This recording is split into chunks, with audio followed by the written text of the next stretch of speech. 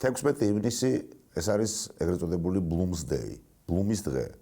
ჯეიმს ჯოისის ულისეს მოქმედების დღე. 16 ივნისი ჩვენ ვსაუბრობთ ჯეიმს ჯოისის ულისესა და ინგლისური მოდერნიზმის შესახებ მწერალ ზურა ქარუმიძესთან ერთად. ინგლისუროვანი მოდერნიზმის ერთ-ერთი საინტერესო მომენტი ალბათ ის არის, რომ ეს 4 მახარებელი ჯოისი, იეიტსი, პაუნდი, ელიოტი არც ერთი არ არის ინგლისელი. 2 არის ირლანდიელი, 2 არის ამერიკელი. და იყო მომენტი, როდესაც შენ ძალიან კარგად იცი, როცა ისინი შეხვდნენ ერთმანეთს და რამდენიმე დღე ერთად იყვნენ სტოუნ კოტეჯში, სადაც იეიტსი ცხოვრობდა და მისი მდივანი იყო პაუნდი. აი წარმოიდგინე ეს 4 ადამიანი ერთად და რაზე საუბრობდნენ. აი როგორ წარმოგიდგენია ეს 4 და რა თითოეული მათგანი რა არის შენთვის? რა არის მათი მთავარი მომენტი შენთვის? აი თვისება თუ ძალიან რთული შეკითხვა და ამის 4 ძალიან მნიშვნელოვანი ფიგურაა.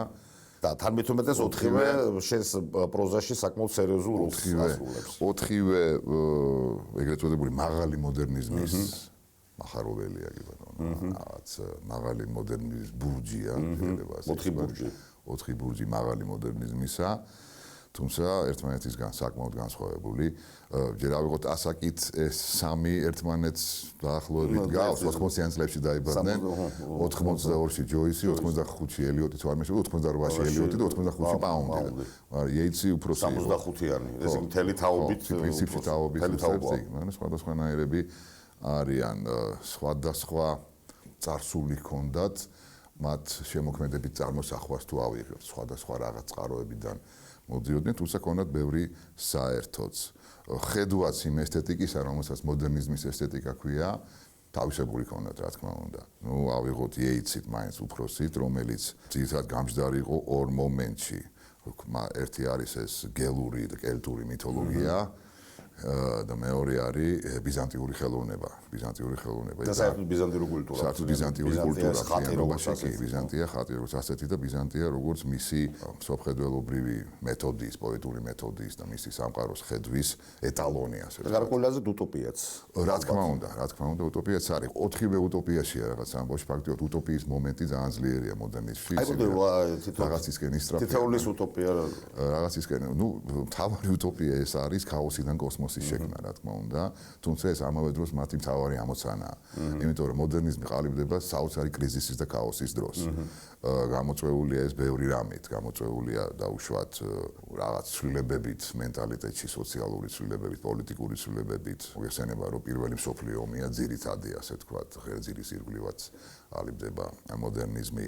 გამოწვეულია მეცნიერების აღმოჩენებით, ხო, ატომის გახლეჩვით და სრული რელატივიზმით და უსასრულობის ახალი ტექნოლოგიებით ადამიანი ურბანიზმი ადამიანი აღმოჩნდა პასკალის ეოლია 2 უსასრულობას შორის რა გამეორდა ეს ყველაფერი წამოვიდა. ნუ არის სეკულარიზმის კრიზისიც რა თქმა უნდა. ფროიდი ხსნის არაცნობიერს, სრული ჩდება. მოკლედ სამყარო ირღვევა და ეს ხალხი ცდილობს წესრიგის შეტანას ამ ქაოსში. ეს არის რა თქმა უნდა სახელოვნებო ესთეტიკური წესრიგი, ყველას თავისებური მომენტი აქვს. მეორე ამ წესრიგის ეტალონს იეიტსი ხედავს ბიზანტიურ ხელოვნებაში, ბიზანტიურ მოზაიკაში, ბიზანტიელი ოქრომჭედლების ხელოვნებაში. მცირედი მომენტი აქვს აღმოსავლური, ჩინური, იაპონური და ამავე დროს რა თქმა უნდა კელტურ წარმართულ არქეტიპებში და მითოლოგიებში და ასე შემდეგ. და პლუს ეს ეზოტერიზმი ძალიან ძლიერია. ეს ეზოტერიზმი უცნაურია, მაგრამ მარტო მათში არ არის მოდერნიზმის ეპოქაში ეზოტერიზმი ძალიან პოპულარული ხდება. პაუნდი არ გვინდა მარტო პაუნდი აქეთ წამოვიდა და რუსული მოდერნიზმი. ძალიან ეზოტერიკული. რადგანაც ქართული ვახსენეთ, შენ გახსოვს ერთი ჩვენი საუბარი ვისკის თანხლებით, როდესაც ირლანდიას და საქართველოს ვადარებდით ერთი მეორეს და შევადარეთ ჯოისი, იეიტსი, გალაქტიონი, რობაქიძე. და ძალიან საინტერესო ასიმეტრია აღმოვაჩინეთ, თუ გახსოვს.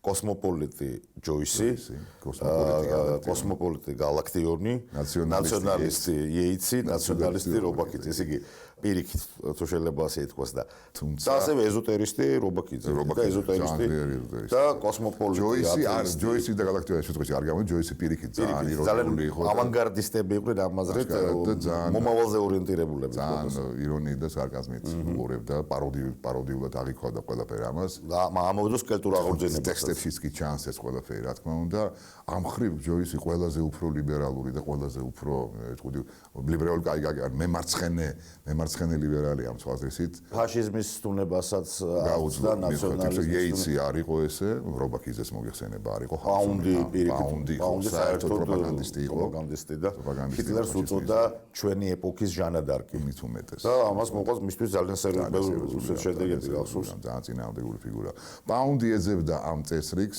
ასევე ძალიან მრავალფეროვან ვარიანტში ეს იყო რა თქმა უნდა ანტიკური კულტურა ერთის მხრივ ეს იყო შუა საუკუნოვანი კულტურა ტრუბადურების პოეზიაში იგი ფაქტიურად ცდილობდა იმიტაციას მათი ლექსწყობის მათი ემოციური განწყობილების მათი გრძნობელობის და ასე შემდეგ და რა თქმა უნდა უდიდესი გავლენა მასზე იქონია ჩინურმა იაპონურმა განსაკუთრებით გვიანდელ პერიოდში მან ჩინური სპეციალურად ისწავლა კიდეც რა თქმა უნდა ფრენოლოზას თარგმანებმაც მისთვის ძალიან დიდი მასალა შექმნა საამისოდ ელიოტი რო ავიღოთ სადეძებს იგი წესრიგის აწყობის საშუალებას ხო ასე მრავალფეროვანია ამ ხრივ საინტერესო ის მუსიკაში ეძებს ჯოისთანაც ხვდებით მუსიკის ელემენტს იმიტომ რომ ჯოისი იყენებს ვაგნერის ლაიტმოტივების პრინციპს როგორც არის დავისხრობაში და ელიოტი უფრო იყენებს კლასიკურ მუსიკალურ ფორმებს კვარტეტის ფორმას ასე შემდეგ იმისათვის რომ ეს ყველაფერი კი კვარტეტის თავარ მოდერნისტულ ოპუსებს სხვადასხვა რაშიც მისცეს ნობელის პრემია ეს ანსაინტერესო მათ ფორმულირებებია და სწორედ როცა ნობელის კომიტეტმა მიენიჭეს ფორმულირება არის აი კლასიკური ტრადიციის აღდგენა და არა ვეისტლენდი არამედ ვეისტლენდი მაინც უფრო ისეთია დეკადენტურ ფრაგმენტული რამ არის თვითონვე ვერ მიაღწია ვეისტლენდში იმას რასაც იგი იდეალად ისახავდა როცა ამბობდა რომ უნდა შეიქმნას რაღაც ემოციის ობიექტური კორელატი ხატოვანებაში რომ ეს ემოცია ასე თქვა ამან ჩაიგდოს თავის თავში და დასანახი და ჭრეტის ობიექტი გახადოს იგი მოგეხსენება რომ ბერგსონის ფილოსოფიასაც სხვა შორის ძალიან სერიოზულად მუშაობდა ფილოსოფიაში ბრედლის ფილოსოფიაზე დისერტაციაც დაწერილი კი და ეს პრინციპი რომ სტაბილიზირებების სენტ-ლუისელი იყო სენტ-ლუისის უნივერსიტეტი ვისთანაც მე თანამშრომლობდი მისი ბაბუის ძმის დაარსებული 1890 წელს ხო და ეს პრინციპი სტაბილიზირებათა ნაკადის ასე ვთქვათ მოხელთებისა ხატოვანი მოხელთებისა და მისი ამოწევისა ზემო და ცხადყოფისა და ჭრეტისა მისთვის ძალიან მნიშვნელოვანი იყო რის გამოც იგი ისწრაფოდა დავუშვათ მე-17 საუკუნის პოეტებისგან, მეტაფიზიკური პოეტებისგან, ჯონ დონისაკენ და ამ ხალხისაკენ, რომელიც მან ხელახლა აღმოაჩინა შეიძლება ითქვას, ერთ-ერთი იყო, ვინც ხელახლა აღმოაჩინა დასავლეთისთვის ეს პოეზია, შუა საუკუნოვანი პოეტები ასევე მისთვის, რა თქმა უნდა, დანტე, უზარმაზარი. და ძალიან საინტერესოა მე-19 საუკუნის ფრანგი პოეტი ჟულ ლაფორგი, რომელიც ჩვენში მაინც და მაინც ნაკლებად არის. მე რაც ვნახე, ქართულ ენაზე თარგმნილია სულ 2-3 ლექსი და თუ არ ვწდები სამივე გივი გეგეჭკორის მიერ ცნობილ წიგნში გახსოვს ფრანგული პოეზია ძალიან კარგი თარგმანები და რა თქმა უნდა ასევე აი ბოლო კვარტეტებში ელიოტთან ქაოსიდან კოსმოსის შექმნის საშუალებებს იგი ბუდისტურ ფილოსოფიაში სწავლობს მომნავი ბორბლის უძრავი წერტილი და ძალიან საინტერესოდ გადმოამს აი ბეთჰოვენის ბოლო კვარტეტების ესთეტიკა რომელიც ასევე ფაქტიურად ახდენს აი თავმოყრას ერთად ტოტალიზაციას ახდენს რაღაცნაირად ხატრულ სამყაროში აი ამ შტაბილიზირებების რომელიც დენადია ძალიან ძლიერად მისი ერთ-ერთი პირველი თეორიული ასე ვთქვათ წინამორბედი ელიოტისა იყო ახალგაზრდა თეორეტიკოსი იმაჟიზმისა თომას ერნსტ ჰიუმი რომელიც 25 წლის იყო დაიღუპა პირველ მსოფლიო ომში და მისი რამდენიმე ესე სპეკულაციები ასე ქვია ამას ფაქტიურად ძალიან დიდი მნიშვნელობის ტექსტი იყო ელიოტისთვის. მოკლედ აი ეს 4 ტიპი ძალიან განსხვავდება ერთმანეთისაგან. თავიანთი ხედვა აქვს აბსოლუტურად. მაგრამ რაღაც პრინციპებში ემთხვევიან ისინი ერთმანეთს აკრე მითოლოგიასთან ურთიერთობაში, მითის პაროდირების თვალსაზრისით ძალიან ახლოს მოდიან ერთმანეთთან ელიოტი და ჯოისი. აგრეთვე ენა თვითონ პოეტიკის ენა, რომელიც არის საკმაოდ გაუმჭვირვალე და რთული.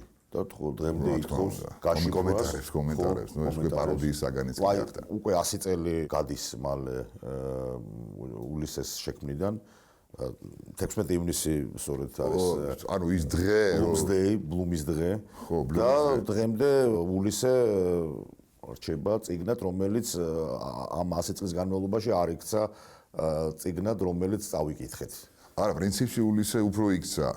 ფინეგანს იქცა, ფინეგანის აღაპი იქცა, სწორედ ყველა დროის ყველაზე წავკითხავ წიგნად. ფინეგანის აღაპი, იმიტომ რომ ის საერთოდ არა, ის საერთოდ უბრალოდ ექსპერიმენტია, ენობრივი ექსპერიმენტია. შენ რაღაც გარკვეული ჩიხია, გარკვეული თვალსაზრისით. ფაქტობრივად ჩიხია აბსოლუტური. ისევე როგორც აი შავი კვადრატი დაუშვათ, ხო, რომელიც ეს არის ლიტერატურული შავი კვადრატი. რომლებიც გვეუბნებიან თუ რა არის ღრული, რისიქითაც უკვე ეს არის მოდერნისტული სტრატეგია, მე ვიტყოდი. ძალიან კარგად აღწერს ამას ჟან ფრანსუა ლიოტარი. ეს არის მოდერნისტული სტრატეგია გამოთქვას გამოუთქმელი. გამოხატოს გამოუხატავი. აბსოლუტურზე ორიენტაცია. აბსოლუტურზე, ამიტომ ვამბობ ტოტალიზაციას. სხვათა შორის ამ აზრით მალარმე არის 4-ისთვის საკმაოდ მნიშვნელოვანი, იმიტომ რომ მალარმე ლაპარაკობდა სწორედ ერთადერთ წიგნზე, რომელშიც არის ყველაფერი უნდა მოიცეს. ბერლინისადმი ცნობილ წერილში. და პრინციპში 4-ვე წერდა რაღაც აი ტოტალურ ნაწარმოებს, სადაც იქნებოდა მთელი სამყარო ჩატეული და ასევე გუსტავ მალერსაც, რომელიც დაახლოებით აი პერიოდში გარდაიცვალა 1911 წელს. მერვე სიმფონიას. მალერს აქვს ეს პირდაპირ უწერია, რომ სიმფონიამ უნდა ასახოს მთელი სამყარო და გარკვეული აზრით უნდა იყოს მთელი სამყარო. მერვე სიმფონიაში ეს არის 1000 ხმის სიმფონია, სადაც არის ხო, აი ესეთი მიდრეკილება ტოტალიზაციისკენ მე მიბიზგებდა თავი როზე მეფიქრა რომ არსებობენ მოდერნისტები პოლიტიკაშიც. ანუ იყო პოლიტიკური მოდერნიზმიც. აი ტროცკი, ლენინი, ჰიტლერი, ეგენი იყვნენ მოდერნისტები, როგორც პოლიტიკაში, მუსოლინის რა თქმა უნდა. სტალინი უფრო რაღაც ნეოკლასიცისტი. სტალინი ნეოკლასიცისტი საკმაოდ ისეთი პოსტმოდერნის სერიოზული ანტიციპაციის აი გროტესკისა და ცინიზმის იმ ნაზავით, რომელიც არ ქონდათ დანარჩენებს. ძალიან სერიოზულად არ ქონდა საკუთარ თავს და გარეს ამან დაღუპა ფაქტიურად ისინი. წინა მითოლოგიის ახმას რო ავიღოთ ჰიტლერის ფაქტიურად 120 საუკუნოვან გერმანულმის მისი მთავარი ნარატივი არის აი ეს სწორედ და მოდერნიზმის ის 120-ლებდა თორე ჯოისი პაროდირებას ახდენდა. და თან მოდერნიზმში ხო ორი მომენტი იყო ძალიან მნიშვნელოვანი. ერთი მხრივ უღრმესი არქაიკა და მეორე მხრივ ორიენტაცია მომავალს. ზოგ წერილში ან ხელოვნებაში ორივე მომენტია. ზოგი პირიქით ძალიან არქაისტულია, ზოგი ძალიან ასე ვთქვათ ჭალებში პროგრესისტულია. მოდერნიზმის ფორმულა მე ასე მიმაჩნია ყველაზე ლაკონური ეკუთვნის ჰერმან ჰესეს. ტრამალის მგელში თუ გახსოვთ როცა ჰარი ჰალერი ჩადის მაგივრთია ჩიკ ერთ-ერთი ატრაქციონის აფიშაა, სადაც წერია დროის ქცევა სივრცედ მუსიკის მეშვეობით. ანუ აი ეს ვიმეორებ აი ეს ნაკადი დროითი მეტაფორის მეშვეობით, მუსიკის მეშვეობით, არც მეტაფორის მეშვეობით გადადის აი მეტაფორულ სივრცეში, სადაც წარსულში უკიდურესად დაშორებული მოვლენები აღმოჩნდებიან ერთ წმინდა სივრცეში. ეს არის პრაქტიკულად ამიტომაც არის ლეოპოლდ ბლუმი ულისე. აბსოლუტურად მეთოდიც პრაქტიკულად ეს არის მოდერნიზმის მეთოდი. ეს არის კლასიკური ალქიმიური პრინციპი. ყველაფერი ერთად, ყველა ყოველთვის ერთად. ექცევა ერთ როგორც ელიოტი ამბობს ოთხკვარტალში, როცა ყველაფერი ერთად არის, ყველაფერი არის აბსოლუტურ აწყვეტში. და რადგანაც ესე ვახსენეთ, ესე იგი შტეპენვოლფი დაეწერა 30-იან წლებში, თორემ 29-ში და მთელი 30 წლით გაუსწრო ეპოქას. პირველად როცა წავიკითხე შტეპენვოლფი და გაიხსენე კიდე ესეთი საინტერესო ფილმი ოლაქიმენ, ხო? ჩვენ როცა ამას ვკითხულობდით საბჭოთა კავშირში 60-იან წლებში, 80-იან წლებში, ხო? არა, 77 წელს გამოვიდა რუსული წარგმანი ინასტრანული ლიტერატურაში, ხო? მაშინ ესე ჩვენ გარკვეული რაც არ ქონდა დროითი კონტექსტი. ჩვენ ამ წიგნებს ვკითხულ, ამ ფილმებს უყურებდით აი ამ 60-იანი წლების სექსუალური რევოლუციის, ნარკოტიკული კულტურის გარეშე. ძალიან საინტერესოა რას ხედავდი, მე თვითონ ძალიან მაინტერესებს რა მომწონდა ეს ყველაფერი მაშინ. მაგრამ მეორე მხრივ თუ ეხლა ოლაქიმენ ეს არის 60-იანი 70-იანი წლების კვინტესენცია და იმ პერიოდში გადაღებული წიგნი, რომელიც დაიწერა 27-ში თუ 29-ში, მთელი 30 წლით გაუსწრო ეპოქას, რატო? საოცარი რა არის ეს მაგიური თეატრი? მაგიური თეატრი ფაქტობრივად არის სწორედ ეს LSD ექსტაზის კულტურა, ხო? იმიტომაც უყვარდათ. თან წარმოიდგინე ეს ერთ-ერთ ოთახს რა აწერია, ყველა ქალიშვილი ნიშენია, ანუ თავისუფალი სექსი და ასე შემდეგ, რა. და სად ხდება ეს მოქმედება, ძირითადად სად ხდება დისკოტეკებზე. ანუ პრაქტიკულად წიგნი, რომელიც 30 წლის განმავლობაში კი საინტერესო იყო 60-იან წლებში ხდება ამ ახალგაზრდა ჰიპების, ახალგაზრდა თაობის სამაგიდო წიგნად, სამაგიდო წყალებში ცხადია. მეტიც როკ ანსამბლიც კი გაჩნდა იმ პერიოდში, სტეპენბულფერმა, საკმაოდ პოპულარული ანსამბლი. ამ აზრით, ესე იგი, ესეც რა თქმა უნდა მოდერნისტია, ხო? მოდერნისტი, რომელიც ხელმეორედ დაიბადა 60-იან წლებში და უკვე აი ზღვარი დაგვანახა, საიდანაც იწყება უკვე პოსტმოდერნი. ხო, ნუ ეს ძალიან კარგად დაგვანახა, იმიტომ რომ გლას პერლინშპილი, ანუ თამაში მარგალიტებით, მისი შესავალი ჩემი. ეს უკვე არის პოსტმოდერნისტული ეს არის მანიფესტი პოსტმოდერნიზმისა, სადაც აღწერილია ზუსტად ის, რაც მოხდებოდა უკვე პოსტმოდერნიზმის დროს თამაში, სხვადასხვა კულტურიდან აღებული ციტატურობა, ცენტონურობა, ეს ყველაფერი დაანახულია შესანიშნავად 40-იან წლებში. ხო, 40-იან წლების. მინდა როგორ ხაზი გავუსვა ჰესეს პოპულარობა 60-იან წლებში დაკავშირებულია, რა თქმა უნდა, მის ინდუისტურ არც ერთი ევროპელი მწერალი არ ყოფილა ესე დავალებული ინდური კულტურისაგან, როგორც და შემდეგ უკვე ჯერომ სელენჯერი ამერიკელი, ხო. თუ დაუბრუნდებით ულისეს და 16 ივნისი არის ის დღე ვიცარდება, როცა ვიცარდება 700 გვერდიანი რომანი, რომელიც ჩათეულია 700 გვერდიანი რომანი და მთელი ევროპული კულტურა. აი შენ ახსენე სხვადასხვა დროები, ბლუმი როგორც ოდისევსი, სტივენ დედალუსი როგორც ტელემაქი, რომლებიც ვერ შეხვდნენ ერთმანეთს. შეხვდნენ, მაგრამ ვერ შეხვდნენ. ბოლოს გეხვდებიან, ხვდებიან ბოლოს გეხვდებიან. ხვდებიან, მაგრამ აი ეს ხო, ნუ ქაოტურ სიტუაციაში საროს კიპოში და აი ეს რა არის შენთვის ამ თვალსაზრისით, აი ეს ქალაქი, ეს დუბლინი. დუბლინი არის სამყარო, დუბლინი არის კოსმოსი. შემთხვევაში ქალაქი урбанизмი მოდერნიზმის დროს ასევე იქცევა რაღაცის სისტემიზაციის საშუალებად და ჯოისის ტექნიკით ეს ქალაქი დუბლინი პრინციპში პროვინციული ქალაქი რაღაცა ეს არის მთელი სამყარო ეს არის ის სამყარო რომელშიც დაეხეტებოდა ოდისევსი ომეროსისეულ ვარიანტში და ეს არის რა თქმა უნდა მთელი სამყარო ეს არის გააზრება იმისა რომ გონმა თავისი თავი ფაქტურად მის რეალიზაცია მოახდინა ქალაქში და урბანიზმში და ამ ურთიერთობებში ღმერთმა შექმნა ქვეყანა ეშმაკმა ქალაქი გამოთქვა პრინციპში ჯოის იმდენად დახვეწილა და იმდენად ზუსტად და ზედმიწევნითაა გახსოვილი დუბლინი რომ მან თქვა რომ დაინგრესო რომ დაანგრიელო ჩემი ტექსტი აღადგენენ ფაქტიურად ანუ ძალიან საინტერესო მომენტია მოდერნისტული ნაწარმოები, რომელსაც ყველაფერთან ერთად აქვს პლუს ჰიპერრეალისტური ფუნქცია. აბსოლუტურად. ჰიპერს არ ვიტყვი, უკიდურესი რეალიზმი, ჰიპერნატურალიზმი, რომელიც ჯოისის ერთ-ერთი საყვარელი ხერხია. იგი იწყებს სკრუპულოზურ ჩაღწევას, ჩადრომას ყველაფერში ადამიანის. ის რომ ადამიანის ტოტალიზაცია მოხდება მთლიანობაში. წარმოიჩინა ადამიანი ყველა თავის განზომილებაში, ხო? და დაწყებული მისი ფიზიოლოგია პირველ ყოვლისა, რაც მას შესანიშნავად გამოდის, რის პოეტიზაციასაც ახდენს იგი, ეს არის ესეთი აი კამერული მუსიკა, ხო, აქვს მას ლექსების კრებული, კამერულ ტუალეტს გულისხმობს, ხო, ფაქტიურად. ხო, ასე ასრისით და ეს ყველაფერი ხდება აი საინტერესო კონტრასტული მეთოდებით, ერთისთვის ძალიან დაბალი, ძალიან მიწიერი და ძალიან ქვენა რაღაც ინსტინქტები და მოქმედებები მათი წარმოდგენა ძალიან ამაღლებული და ძალიან დახვეწილ, ასე ვთქვათ, ხატოვანებაში და ასე განზოგადება და მეტაფორიზაცია. ეს ახდენს, რა თქმა უნდა, პაროდირებას ამის ყველაფრისას და ჯოისი ამისი დიდი ოსტატი იყო აბსოლუტურად. ანუ ცირეთში მთელი სამყაროს დანახვა. ეს არის მაღალი მოდერნიზმის ერთ-ერთი უმნიშვნელოვანესი. ალბათ თავარი პრინციპია, მეთოდოლოგიურ რიტორიკული ხერხი. თავარი, აი რომ დაიყვანო ეს ყველაფერი ფორმულამდე, ეს არის სულ პატარა რაღაც სივრცეში დიდი დროითი ნაკადი და დიდი დროითი საბჭოების მოთავსება. აბსოლუტურობა დროისა და სივრცის ტექსტი, რომელიც არის ყველაფერი და შემოქმედი, რომელიც არის ღმერთი. რა თქმა უნდა. ეგ არის, კი ეს არის მაღალი მოდერნიზმის აუცილებელი მომენტი. ნუ ფინეგანის აღაბი ვახსენეთ, ეს უკიდურესობამდე მივიდა ჯოისის შემოქმედებაში, იმიტომ რომ მან ფაქტიურად რამდენიმე ენაზე ერთდროულად მოედომა. ამბობენ რომ სადღაც 100-მდე ენა, შეიძლება მეტიც გამოყენებული. არ ვიცი, ზოგიერთი ფრაზა არის დაწერილი რამდენიმე ენაზე. რამდენი როგორი სიტყვაა დაწერილი რამდენიმე ენაზე. იგივე ვეიკი. ორ რაღაცას ნიშნავს ორ ენაში მინიმუმ. ინგლისურად გამოგვიძება, გელურ კელტურად აღაპი. აღაპი, მაგრამ ვეიკი ინგლისურადაც აღაპია კი. ამ შემთხვევაში გამოგვიძება, იგულისხმება. და თან ხალხურ ლექსი ფინეგანზე, რომელიც რომ ჩამოვარდა კიბიდან და რომ მოკვდა და მის ხელში იმდენი დალია ხალხმა გაცოცხლდა.